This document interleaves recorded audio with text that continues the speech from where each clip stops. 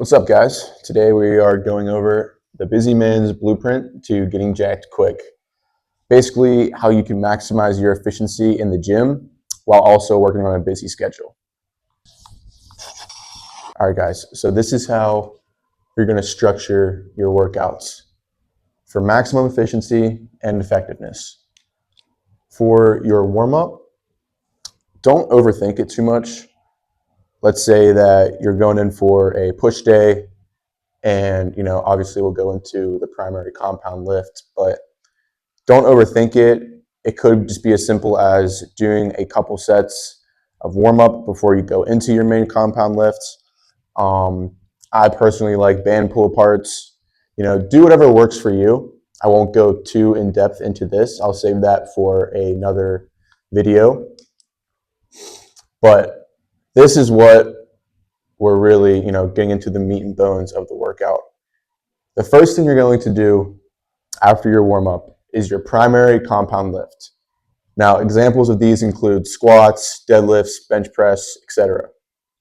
This is basically, if you could only do one exercise in the gym for that day, this is what it would be. I typically like to go 4 to 5 sets. Don't be scared of, that extra volume.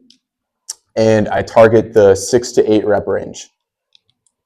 This ensures that, you're working on strength, you're not killing yourself with 10 to 15 reps. You're not going necessarily for a burnout.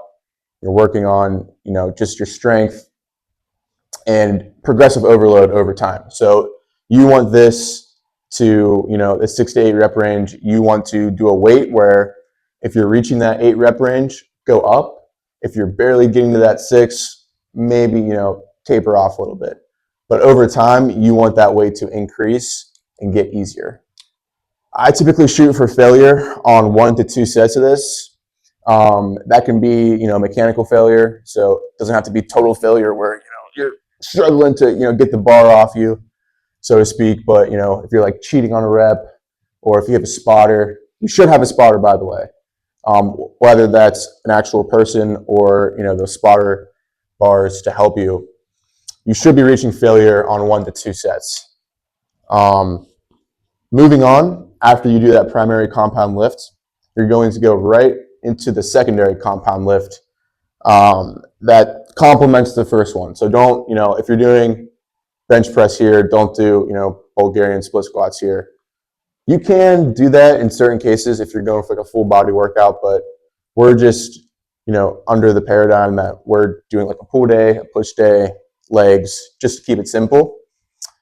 So this will be, your exercises like your Bulgarians, your dips, dumbbell rows, etc.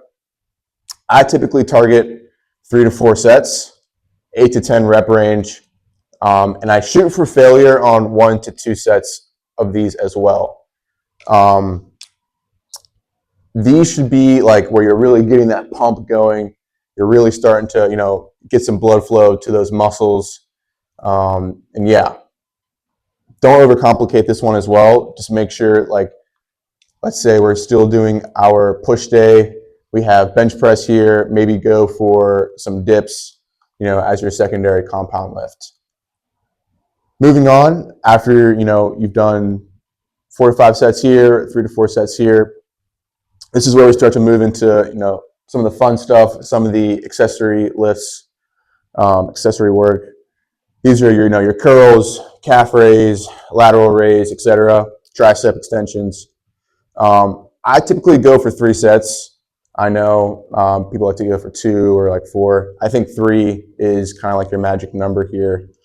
I typically target a higher rep range, 10 to 15. Really, work on, hypertrophy and failure on 2 to 3 sets. I like to, even if it means that you're cheating on like the last 3 to 5, doing half reps, I think that is still greatly beneficial to, building muscle. Fourth is the finisher. This is optional as well if you have the time for it. This is where, you see your drop sets, your burnouts, your circuits, etc. My advice for these are to, 1, make it fun. Make it something where, you can do it and you don't hate it. But yeah, make it effective. And this is an optional, we'll write optional here. Optional, if you have the time for it or not. But yeah, if you get your first primary compound lift in, secondary compound lift, and some accessory work every time that you're in the gym, you're going to make progress, granted that your nutrition is also on track. And you're doing, progressive overload with all these movements. Next video, we're going to go into how we can superset some of these for some mobility work as well. So stay tuned.